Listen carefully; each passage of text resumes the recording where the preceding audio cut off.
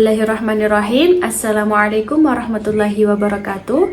Perkenalkan, saya Asana Amalia dari kelas C1 UIN Siber Syekh Nurjati Cirebon dengan NIM 24811300013. Pada video kali ini sedikit akan kita bahas mengenai literatur klasik yang sangat penting dalam pembahasan ilmu, akhlak, serta pembentukan karakter.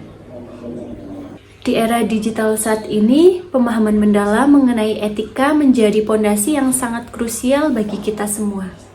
Literatur yang akan kita bahas saat ini yaitu kitab Wasaya al-Aba lil Abna, yaitu sebuah karya monumental dari seorang ulama dan pendidik asal Mesir, yaitu Syekh Muhammad Syakir. Secara harfiah, kitab ini berarti wasiat para ayah kepada anak-anaknya. Isinya memuat 20 bab panduan akhlak praktis, mulai dari konsep takwa, adab terhadap orang tua dan guru, hingga etika dalam menuntut ilmu. Menariknya, meskipun merupakan teks klasik, poin-poin di dalamnya masih sangat relevan dengan dinamika kehidupan modern kita saat ini. Jadi tujuan dari pembelajaran kita hari ini adalah memahami esensi dari pemikiran Syekh Muhammad Syakir, lalu merefleksikannya dalam kehidupan sehari-hari.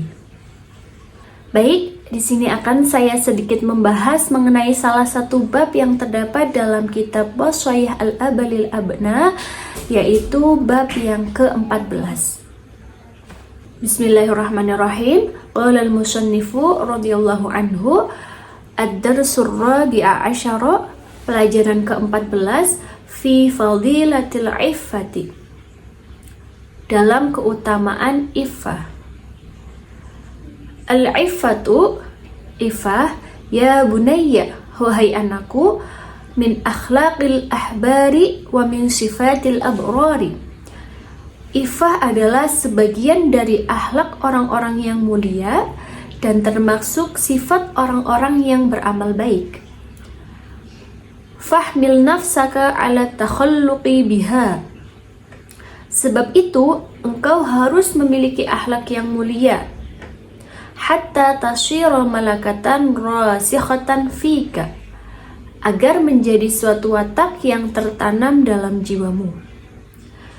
Minal iffati, sebagian dari iffah, antakuna qanu'an, yaitu menjadi seorang yang qanaah. La tadna bi ta'amika wa syarabika, tidak merasa berat untuk memberi makan dan minum, ala dzawil hajati, kepada orang yang sangat membutuhkannya, wala ala ahadin min ikhwanika, juga tidak kepada salah satu temanmu. Baik, akan kita bahas mengenai iffah. Jadi pembelajaran yang ke-14 ini kita akan sedikit membahas mengenai iffah. Secara sederhana, iffah ini berarti menjaga diri dari perbuatan yang tidak baik, atau menjaga diri dari keharaman atau hidup yang berlebihan. Jadi bukan hanya soal menjaga diri dari maksiat, tetapi juga bagaimana seseorang bisa mengendalikan hawa nafsunya, baik untuk menghindari hal yang berlebihan ataupun untuk berusaha hidup secara sederhana. Orang yang memiliki sifat iffah ini biasanya akan merasa lebih tenang, tidak mudah iri dengan orang lain, dan juga tidak selalu merasa kurang. Karena dia belajar merasa cukup atas apa yang Allah berikan kepadanya. Dalam Islam, sikap ini disebut juga dengan qanaah, yaitu menerima dan mensyukuri rezeki yang dimiliki tanpa terus-menerus mengeluh. Dalam kitab ini pula dijelaskan bahwasanya kita ini harus membiasakan diri untuk memiliki sifat iffah, hingga sifat iffah ini menjadi kebiasaan kita. Jadi sifat baik itu harus terus dilatih dalam kehidupan sehari-hari. Selanjutnya dalam kitab ini juga dijelaskan bahwasanya bagian dari iffah adalah menjadi orang yang qanaah atau merasa cukup atas apa yang dimiliki.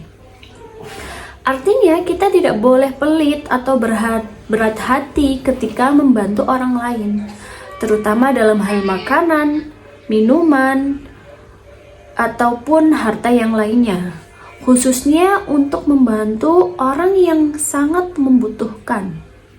Di zaman sekarang ini, sifat iffah ini sangat penting, terutama oleh para pelajar, karena kita hidup di era digital di mana yang dipenuhi dengan pengaruh media sosial, gaya hidup berlebihan, dan keinginan untuk selalu mengikuti tren. Jika kita tidak bisa menjaga diri, maka kita akan mudah merasa iri, tidak puas, bahkan bisa melakukan hal-hal yang tidak baik hanya demi terlihat hebat di depan orang. Maka dari itu, kita perlu melatih diri untuk hidup sederhana, bersyukur, menjaga pergaulan, dan membiasakan hati agar merasa cukup. Karena akhlak yang baik tidak muncul secara instan, tetapi harus dilatih terus-menerus sampai menjadi kebiasaan dalam diri kita.